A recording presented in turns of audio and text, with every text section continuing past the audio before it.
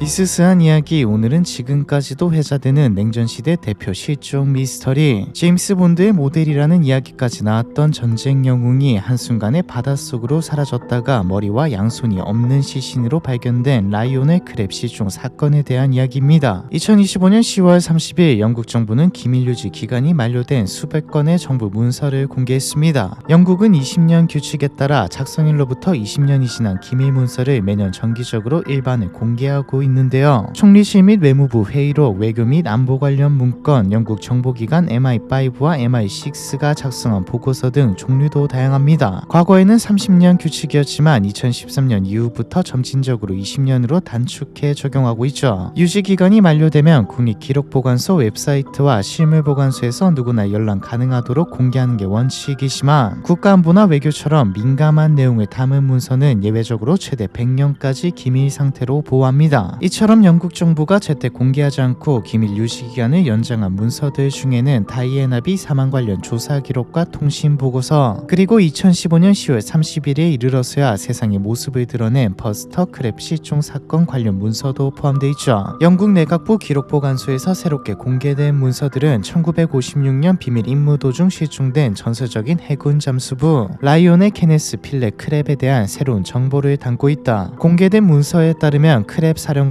부실한 작전으로 인해 허무한 죽음을 맞이한 것으로 보인다. 언론과 학자들이 전설적인 인물이라고 칭한 크랩은 제2차 세계대전 당시 활약한 영국 해군의 개구리 잠수부였습니다. 참고로 개구리 잠수부 또는 개구리 부대라는 표현은 침투, 폭파, 정찰, 기뢰 제거 등 수중작전을 수행하는 군소속 특수 잠수부 또는 수중 작전요원을 지칭하는 은어이죠. 크랩은 뛰어난 잠수 실력으로 이탈리아 해군이 설치한 기뢰를 신속하게 제거하는 임무를 맡았는데요. 1942년 12월 이탈리아 해군이 한밤중에 지브롤터 항구를 기습했을 당시 적 잠수부를 발견하고 소형 폭약을 터뜨려 격퇴한 일로 전쟁 영웅이 됐습니다. 영국 왕실은 크랩의 공로를 인정해 최고권위의 훈장 중 하나인 조지 메달을 수여했으며 크랩은 해군 대위로 특진하기도 했죠. 전쟁 말기에는 이탈리아 해안의 기뢰 제거 총 책임자로 활약하여 대영 제국 훈장까지 받았는데요. 동료들은 물속에서 거의 날아다니는 듯 움직이는 크랩을 보고 미국의 올림픽 수영 선수 출신 배우 버스터 크랩에 빗대어 버스터라는 별명으로 불렀죠. 전쟁 기간 동안 맹활약한 크랩은 종전 후 제대하여 민간인 신분이 되었습니다. 하지만 제대한 이후에도 해군과 인연을 유지하며 스페인 무적 함대의 침몰선 탐사, 영국 원자력 시설의 수중 배관 부지 조사 등 각종 비밀 임무에 투입됐죠. 침몰한 군함의 잔해를 조사하거나 생존자 구조 작업에 동원될 때도 있었습니다. 워낙 실력이 뛰어났기에 가능한 일이었죠. 이처럼 크랩은 1950년대 중반까지 영국 해군이 의지하는 최고의 개구리 잠수부로 다양한 활약을 이어갔는데요. 하지만 세월의 흐름을 비껴갈 수는 없었습니다. 1950년대 중반에 이르러 40대에 접어들기 시작하자 체력이 눈에 띄게 떨어지기 시작한 것이었죠. 평소 담배와 술을 매우 즐긴 탓에 폐활량이 줄어들어 장시간 잠수를 이어갈 수 없는 상황이었습니다. 결국 해군본부는 1955년 3월 크랩을 건강상의 이유로 완전히 은퇴시키기로 결정하죠. 크랩은 크게 실망했지만 받아들일 수밖에 없었습니다. 그런데 해군의 결정은 1년 만에 번복됐죠. 1956년 4월 영국 정보기관 MI6는 극비리의 크랩을 다시 불러들여 마지막 임무를 하달했습니다. MI6는 퇴역한 크랩을 다시 불러들여 소련 해군의 순양함 오르조니키제우 밑으로 직접 잠수에 들어가 선체 구조를 살펴보고 오는 정찰 임무를 맡겼다. 비록 몸 상태는 한창 때와 달랐지만 크랩을 대신할 정도의 베테랑 잠수요원을 끝내 찾지 못했기 때문이다. 크랩은 그렇게 인생의 황혼기에 조국을 위해 다시 한번 바다에 몸을 던졌다. 1950년대 중반 냉전 초기 미국과 소련을 중심으로 민주주의 국가들과 공산주의 국가들 사이의 긴장감이 높아졌다 낮아졌다를 반복하는 상황에서 소련의 최고 지도자들은 소련 해군의 최신의 순양함 오르조니키제오를 타고 영국을 방문했습니다. 겉으로는 우호 외교를 위한 방문이었지만 물밑에서는 치열한 정보전이 벌어지고 있었는데요. MI6는 이처럼 가까운 거리에서 소련 군함을 관찰할 기회가 다시는 없을 것이라 판단했습니다. 오르조니키제오의 최신형 프로펠러와 선체 구조를 정밀히 살피면 소련의 해군 기술 수준을 파악할 수 있을 건데 기회는 지금뿐이라 생각했죠. 사실 당시 영국 총리였던 앤서니 이든경은 소련 대표단의 방문을 앞두고 그 어떤 첩보 시도도 있어선 안 된다고 못 박아둔 상태였습니다. 하지만 기회를 놓치고 싶지 않았던 MI6는 정부 승인 없이 독단적으로 비밀 작전을 강행했죠. 그리고 이토록 위험한 임무를 수행할 수 있는 사람은 크랩 한 사람뿐이었습니다. 영국 해군 정보부와 MI6가 공동으로 기획한 공식 명칭조차 남길 수 없는 비밀 임무를 수행하기 위해 크랩은 신분을 속이고 오르조니 키제오가 정박해 있던 포츠머스항에 잠입했습니다. 1956년 4월 19일 아침 크랩은 MI6 요원과 함께 보트를 타고 항구 주변으로 접근한 후 잠수복과 산소통을 착용하고 바닷속으로 사라졌죠. 한 차례 예비 잠수를 마치고 무사히 수면 위로 돌아온 크랩은 MI6 요원에게 잠수 상황을 브리핑했고 몸이 뜨는 것을 방지하기 위해 납으로 만든 무게추를 달고 두 번째 잠수를 감행했습니다. 그리고는 영영 돌아오지 않았죠. MI6 요원은 약속된 시간이 됐는데도 크랩이 돌아오지 않자 무언가 큰일이 벌어졌음을 직감했습니다. 실종을 인지한 요원은 곧장 현장을 떠났고 두 사람이 묵었던 호텔로 돌아가 짐은 물론 숙박 장부까지 뜯어가며 크랩이 포츠머스에 머물렀던 흔적을 말끔히 없앴죠. 소련의 군함을 몰래 조사하려 했던 사실이 드러나면 큰 외교 문제로 번질게 불보듯 뻔했기 때문에 일이 커지기 전에 서둘러 덮어버리려고 한 것인데요. 영국 해군은 열흘 넘게 크랩의 실종 사실을 비밀에 붙이다가 11일째가 되던 4월 30일이 되어서야 언론을 통해 크랩 대령이 비밀리에 해군 장비 시험 도중 실종되었다고 발표했습니다. 실제로는 포츠머스항에 정박 중인 소련 군함 아래로 정찰에 나갔다가 실종된 상태였지만 전혀 다른 장소에서 훈련 임무를 하다 죽은 것처럼 꾸민 것이죠. 그런데 거짓 발표는 곧 들통이 나고 맙니다. 영국 해군의 발표 직후 소련 측이 우리 군함 주변에서 영국 해군 잠수부 한 명이 발견됐다며 공식적으로 항의를 해온 것이죠. 소련의 관영 매체 프라우다는 영국 정부가 수치스러운 간첩 행위를 했다고 맹비난하며 해명을 요구했습니다. 한 나라의 정보기관이 동맹국 방문 중이던 상대국의 지도자 군함을 몰래 정찰하다 발각된 상황이었기 때문에 큰 외교적 파장이 예고됐죠. 예정됐던 친선 일정은 급히 축소되었고 영국과 러시아 양국 간의 긴장은 한층 고조되었습니다. 영국 외무부는 정부의 공식 승인 없이 작전이 진행된 것만으로도 기가 차는 상황에서 격분한 소련 지도부를 진정시키기 위한 입장 표명까지 내놓아야 했습니다. 이든 총리는 MI6가 자신 모르게 국내에서 불법 첩보 행위를 하다가 걸렸다는 사실을 격분하며 1956년 5월 9일 전직 내각 비서관 에드워드 브리지스를 특별 조사관으로 임명하고 사건의 전말을 철저히 조사하도록 지시했죠. 이때 작성된 브리지스 조사 보고서가 시간이 흘러 2015년에 공개된 겁니다. 이든 총리의 내부 대응은 빠르고 단호했지만 대외적으로는 침묵을 지켰습니다. 하원에서 질문이 쏟아질 때조차 지금 진실을 밝히는 건 국익에 좋지 않다며 말을 아꼈는데요. 이런 정부의 태도는 크랩의 실종을 둘러싼 수많은 소문과 음모론에 불을 지폈죠. 그리고 속시원히 밝혀진 사실 하나 없이 1년이 흐른 후 영국 해안에서 의문의 시신 항구가 떠오르면서 사건은 새로운 국면을 맞이합니다. 1957년 6월 9일 영국 남부 치체스터 항만 인근에서 조업을 하던 어부들이 기괴한 시신 항구를 건졌습니다. 잠수복을 입은 남성의 시신이었는데 머리와 양손이 없어 신원 확인이 불가능한 상태였죠. 영국 당국은 크랩의 시신일 수도 있다고 생각해 부검 및 신원 확인을 진행했습니다. 당시로서는 지금과 같은 DNA 감식이나 정밀 법의학 기법이 없었기 때문에 전처, 여자친구, 동료 다이버 등 주변인들에게 시신을 보여주고 크랩 본인이 맞는지 확인하는 것 외에는 별다른 방법이 없었죠. 그런데 시신을 본 주변인들은 크랩의 시신이 아닌 것 같다고 입을 모았습니다. 시신의 체격, 채모 색깔, 입고 있던 장비 등은 유사하지만 크랩에게 있었던 흉터 자국이 보이지 않았기 때문이죠. 실제로 크랩과 함께 잠수 임무를 했던 동료 시드니 놀스는 크랩의 다리와 무릎 뒤쪽에는 Y자 형태의 흉터가 있는데 시신에 아무것도 없었다고 증언했습니다. 시신을 검시한 병리학자도 식별 가능한 흉터를 찾아볼 수 없었다는 소견을 남겼고요. 1957년 6월 바다에서 떠오른 시신이 어떻게 왜 죽었는지를 공식적으로 조사하는 검시 재판이 시작됐지만 훼손 정도가 심해 신원을 확인할 수 없었기 때문에 본격적인 조사도 뒤로 미뤄졌습니다. 이상한 것은 보름 뒤 속개된 재판에서 병리학자가 갑자기 말을 바꿔 재검시 과정에서 왼쪽 무릎 옆에 거꾸로 된 Y자 모양 흉터와 왼쪽 허벅지에 둥근 흉터를 발견했다고 증언했다는 것이죠. 당국은 무수한 의문 부호에도 불구하고 병리학자의 증언을 근거로 크랩의 시신이 맞다고 결론짓게 됩니다. 치체스터 항만 인근에서 발견된 시신은 실종된 크랩의 시신이 맞다. 일각에서는 누군가 고의로 신원을 감추기 위해 머리와 손을 절단했다는 섬뜩한 추측도 제기됐지만 그보다는 수중에서 시신이 부패되는 과정에서 머리와 손이 몸통에서 분리돼 자연적으로 탈락했을 가능성이 높아 보인다. 1957년 6월 26일자로 크랩은 사망 처리되었고 사건도 일단락되는 듯 보였습니다. 하지만 의문은 완전히 해소되지 않은 상태였죠. 언론은 연일 사건을 대서특필했지만 하지만 정부가 사건과 관련된 많은 정보를 여전히 비밀에 붙이면서 대중과 언론의 호기심은 더욱 커져만 갔습니다. 가장 처음 제기된 것은 소련 측 저격수나 잠수부에 의해 살해됐다는 주장이었죠. 실종 당일 영국 잠수부가 접근해 올 것이라는 첩보를 입수한 소련 측이 오르조니키제호 주변에 소련 해군 잠수부 요원을 배치해 잠복 근무를 세웠으며 크랩이 선체 아래로 접근하자 현장에서 제거했다는 내용인데요. 실제로 소련 해군에서는 1960년대부터 제거당한 영국 잠수부에 대한 소문이 떠돌았으며 매체를 통해 자신이 크랩을 직접 제거했다고 밝히는 소련 해군 출신 인사들도 등장했습니다. 2007년 러시아 다큐멘터리에 등장한 에드와르드 콜초프는 1956년 소련 해군에서 개구리 부대원으로 복무할 당시 군함의 선체를 순찰하다가 배 밑에 폭탄을 설치하려는 크랩을 발견했고 곧바로 달려들어 잠수복 호스를 자르고 칼로 목을 그어 제압했다고 구체적인 진술을 내놓았습니다. 심지어 자신이 크랩을 제거할 때 사용한 칼과 그 공적으로 수여받은 붉은별 훈장까지 카메라 앞에 보여주었죠. 에드와르드의 충격적인 고백은 큰 화제가 되었지만 정작 영국에 있던 크랩의 가족과 지인들은 진술의 신빙성에 의문을 제기했습니다. 크랩의 임무는 어디까지나 정찰이었고 전시도 아닌 상황에서 일개 영국 해군 장교가 외국 정상이 탄 군함에 폭탄을 설치한다는 건 상식적으로 말이 되지 않는다는 것이죠. 진짜 말이 안 되긴 합니다. 하다가 걸리면 전쟁하자는 말인데 내 2차 세계대전 직후에 미국과 소련도 아니고 영국이 소련에 배에 폭탄을 설치한다는 건 말이 안 되죠. 또 다른 추측은 크랩이 소련의 포로로 붙잡혀 갔다는 이야기입니다. 1960년대 영국에서 간첩 혐의로 복역한 해리 호턴이라는 인물은 출소 후 출간한 책에서 포로서를 뒷받침하는 주장을 내놓았습니다. 당시 소련은 수상한 움직임을 사전에 감지하고 오르조니키제호 주변에 무려 6명의 잠수 경계병을 배치해 함선으로 접근해오는 크랩을 생포하는 데 성공했습니다. 크랩은 이 과정에서 부상을 입게 됐고 치료한 뒤 신문을 진행하고자 했지만 도중 상태가 급격히 악화돼 결국 사망하고 마는데요. 책에는 당황한 소련 지도부가 시신을 몰래 선저에 묶어뒀다가 항해 중 바다에 유기했다고 쓰여 있습니다. 다만 어디까지나 개인의 주장일 뿐 이를 뒷받침할 공식적인 증거는 어디에도 없죠. 오랫동안 회자된 또 하나의 가설은 크랩이 자발적으로 소련에 망명했다는 이야기입니다. 실제로 1950년대 영국에서는 소련으로 넘어간 이중 간첩들이 여럿 있었고 그중 한 명이었던 가이 버제스라는 인물이 크랩과 절친한 사이였기 때문에 크랩 역시 같은 길을 택한 것 아니냐는 주장이 제기됐죠. 일각에서는 크랩이 소련 해군의 교관으로 활동하거나 영국 정보부의 지시에 따라 위장 망명한 이중 간첩이라는 극적인 시나리오까지 제기됐습니다. 심지어 정부 승인 없이 벌어진 작전이 외부에 드러나는 걸 막기 위해 영국의 보안기관 MI5에서 크랩을 직접 제거했다는 과격한 음모론까지 등장했죠. 근거 없는 주장처럼 보이지만 당시 정부와 정보기관 간의 불협화음을 고려하면 전혀 근거 없는 이야기라고만 보기 어려운 측면도 있습니다. 이처럼 수많은 가설과 추측이 뒤얽힌 채 사건의 실체는 오랜 시간 베일에 가려져 있었죠. 그러다 2015년 10월 30일 공개된 문서를 통해 당시 정부가 항고했던 비밀이 드러난 것입니다. 수많은 음모론과 달리 진실은 좀 허무해져. 문서 내용을 종합해볼 때 MI6와 해군 정보국은 작전을 단순 정찰 임무로 생각해 사전 준비와 사후 대응에 소홀했던 것으로 확인됩니다. 말로만 비밀 임무였을 뿐 크랩은 사업 파트너를 포함한 가까운 친구나 가족에게 이번 주에 소련의 배를 정찰하러 포츠모스에 잠수를 할 것이라고 말하고 다녔다. MI6 요원이 호텔 숙박장부에 실명을 남긴 것만 봐도 보안의식이 얼마나 낮았는지 알 수 있다. 정부 승인 없이 무리한 작전을 강행하면서 사전 계획과 보안 관리가 허술했던 점도 문제지만 무엇보다 장비 상태를 제대로 고려하지 않은 점이 결정적인 실패 요인으로 추정됩니다. 크랩은 4월 19일 두 번째 잠수 직후 예기치 못한 상황에 휘말렸을 가능성이 큰데요. 당시 함께 있던 현장 요원들은 소련 측에 들킬까 두려워 수색을 포기하고 떠나버렸습니다. 크랩은 정식 요원이 아니었기에 발뺌할 수 있다는 생각이었거든요. 허무하지만 현재 밝혀진 문서들만 보면 결국 보안도 준비도 제대로 안 하고 예상 밖의 상황이 펼쳐지자마자 버리고 가버려서 일어난 사건이라고 보고 있죠. 하지만 현재까지 미제 사건이라 불리는 이유는 여전히 완전히 해명되지 않은 지점들이 남아있기 때문입니다. 영국 정부는 국가 안보를 이유로 사건과 관련된 핵심 자료를 2057년까지 공개하지 않을 예정이라고 밝혔죠. 공개된 문서의 한 귀퉁이에는 이 작전에서 가장 두려운 것은 소련도 해군도 아니고 바로 영국 언론의 눈이다라는 메모가 적혀 있었다. 예나 지금이나 정부가 진짜로 무서워하는 건 국제 분쟁 따위가 아니라 과거 자신들이 저지른 일이 밖으로 새어나가는 것임을 단적으로 보여주는 글귀다. 2057년까지 제가 채널을 운영 운영하고 있다면 문서가 나오고 이 사건을 다시 다룰 수 있지 않을까 싶네요. 냉전 한복판에서 실종된 제2차 세계대전의 영웅이자 영국 해군의 전설적인 잠수부 라이오넬 크랩 실종 사건에 대한 이야기, 이번 편은 여기까지입니다.